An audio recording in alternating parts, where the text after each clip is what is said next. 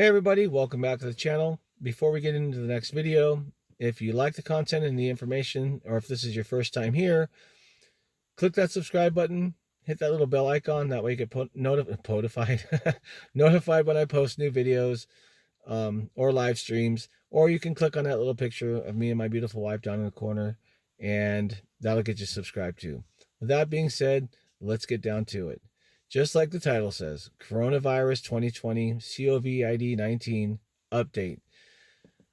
As somebody who, as a former first responder and somebody who is still involved in the medical field, I feel that it's my due diligence to give out the information from the trusted websites that I could, get my information from, which is CDC, World Health Organization, WebMD, and a friend of mine who is an actual ER physician who I just dropped off at his home.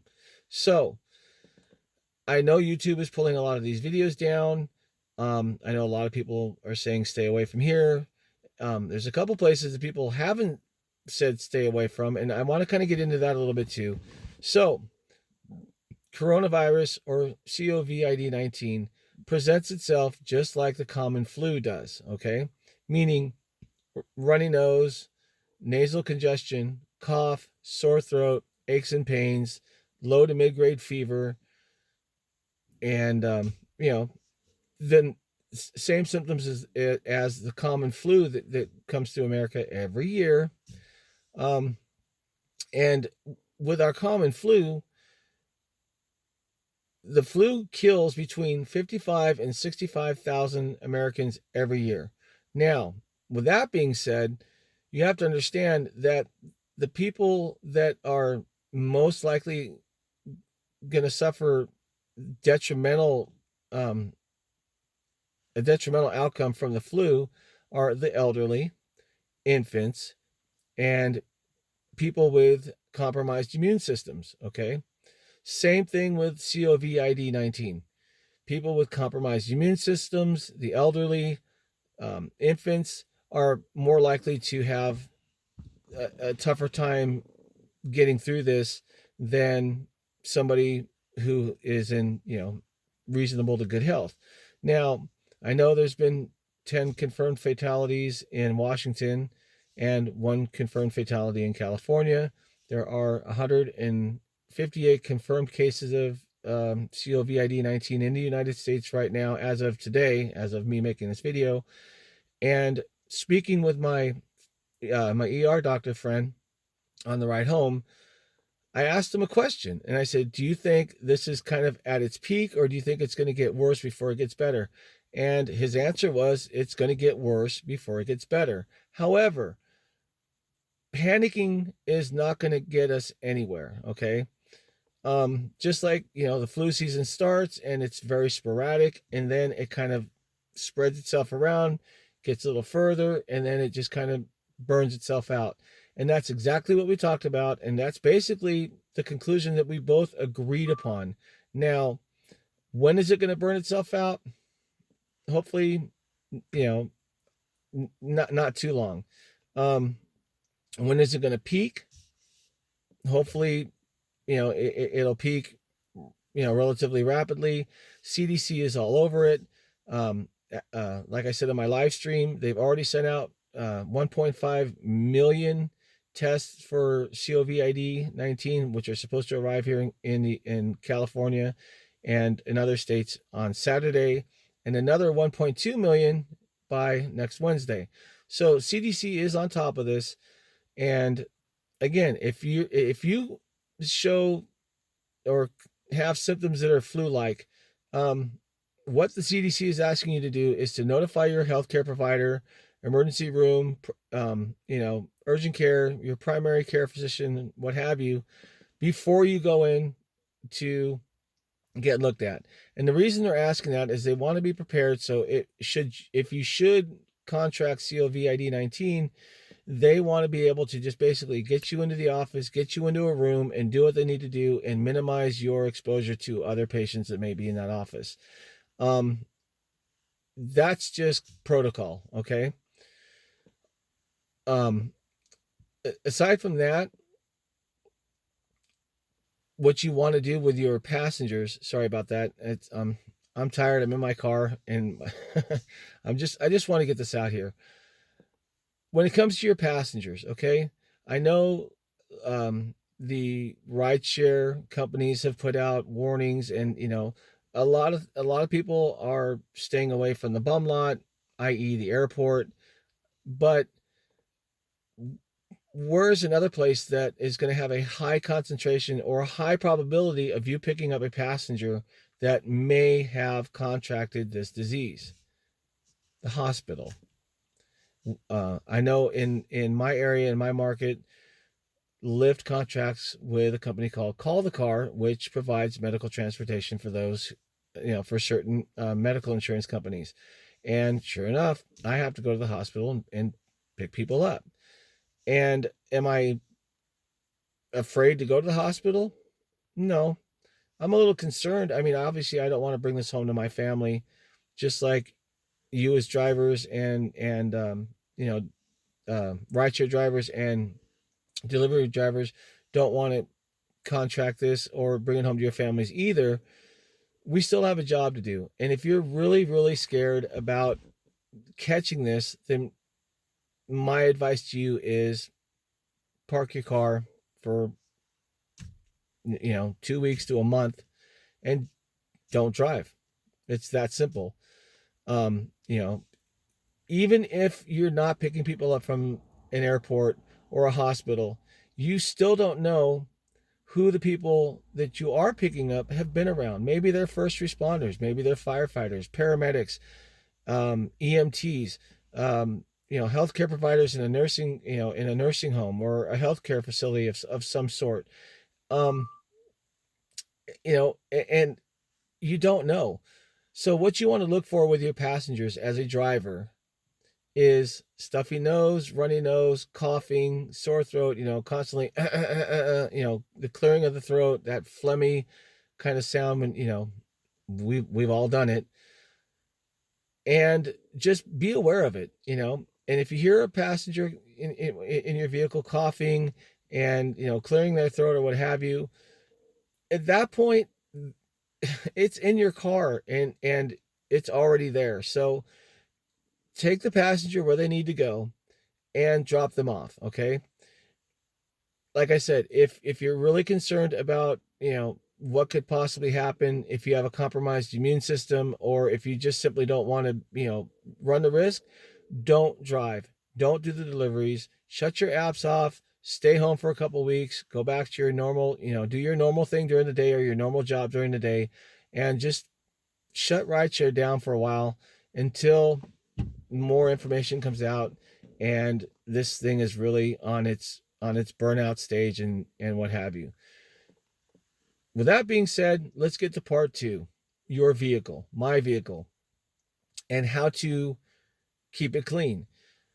Dustin is driving, and Chris at Real Rideshare Stories, Rideshare Professor, have all done videos on this, and they all make sense. Lysol is great. Ozium works too. I would actually say probably Lysol.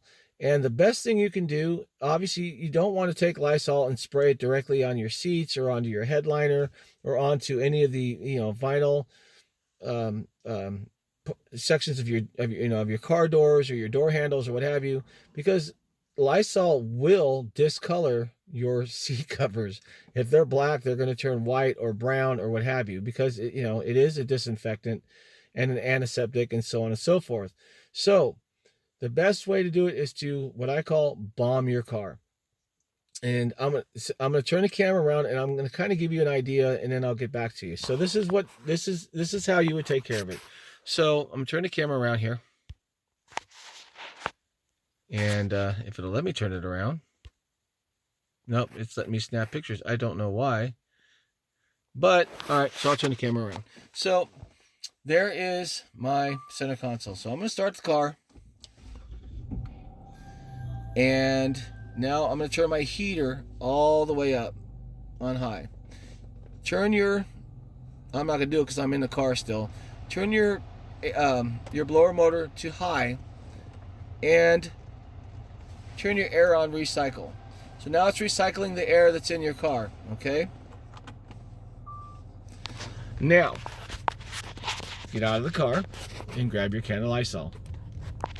Go to the back door and open it. Keep all the other doors shut. Keep your windows rolled up, okay? Open the back door, take your Lysol, and spray it back and forth. Sorry, I'm trying to get a grip on this camera here. Or on this phone, sorry. And just spray it in, spray it into the back door and basically fog your car out to where it's got you can see the haze of Lysol in your car. And then shut the door. Let your heating unit or what have you circulate all that stuff for about 5 minutes. It's gonna blow, it's gonna permeate everything that's in your car. It's gonna go into the intake. It's gonna go through your cabin air filter. It's gonna be blown out through your vents. It's gonna so all your vents will be basically sanitized. It'll be in your car, so it's sanitizing everything that's in your car, and it's going to get into all the little nooks and crannies that you can't reach into because, well, that's where the air is going to go. If you're not happy with the first round, do it a second time.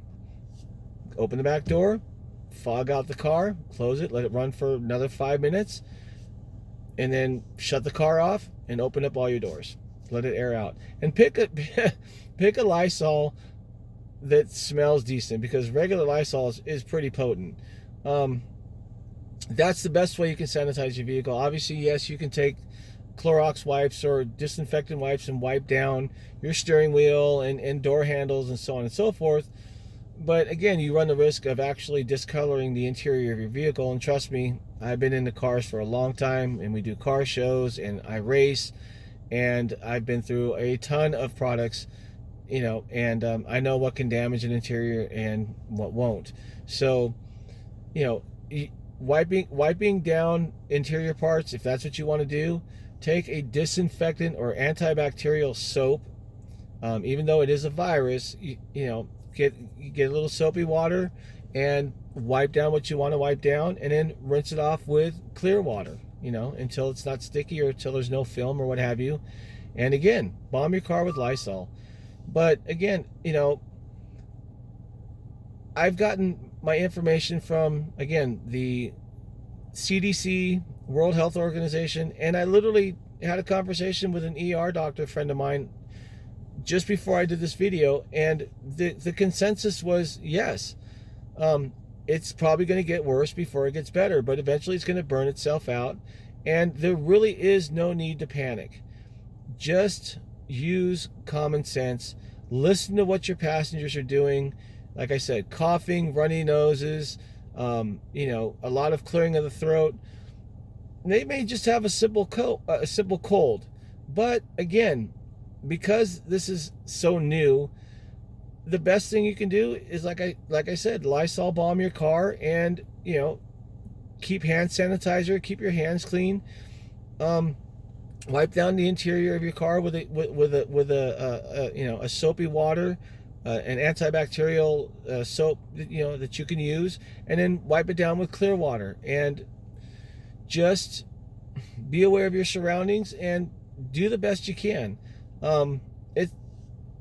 The chances of you contracting this and actually dying from it are a lot lower than you think. And yes, I said that intentionally. So with that being said, I hope the video was helpful. I know this is a really big thing. And again, I'm going to go back to the beginning real quick. If you're really afraid that you can contract this disease, stay away from the airports. Stay away from hospitals. Stay away from rideshare, because you don't know who you're picking up. And that's been just common knowledge since day one. We never know who we're picking up. We have no background information on these people that we're giving rides to. And again, they could be healthcare providers. They could work in nursing homes. They can work in hospitals. They can be first responders, firefighters, ambulance drivers, paramedics. Hell, I've picked up sheriffs, everybody is at risk to a certain extent, okay? But if you're really that concerned, then just don't drive for a while. And if you are going to drive, listen to what your passengers are doing. And like I said, if you need to back the video up, then back the video up and replay it again, because I don't want to continue to ramble on. I hope it's been, informational for you. I hope that I gave you some good information that will hopefully, help you decide one way or the other what you want to do. But it's up to you in the long run.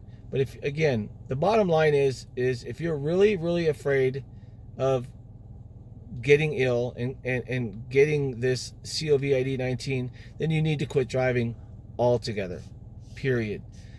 And just wait it out, and for some people that's going to be very difficult. For others, not so difficult. And again, go back up the video a little bit and do the car bomb thing. That's all we can do. And I wish everybody the best, safe travels. Be aware of what your passengers are doing. Be aware of your surroundings and where you're picking your passengers up from. And with that being said, be safe, be professional, keep it real, and as always, drive on.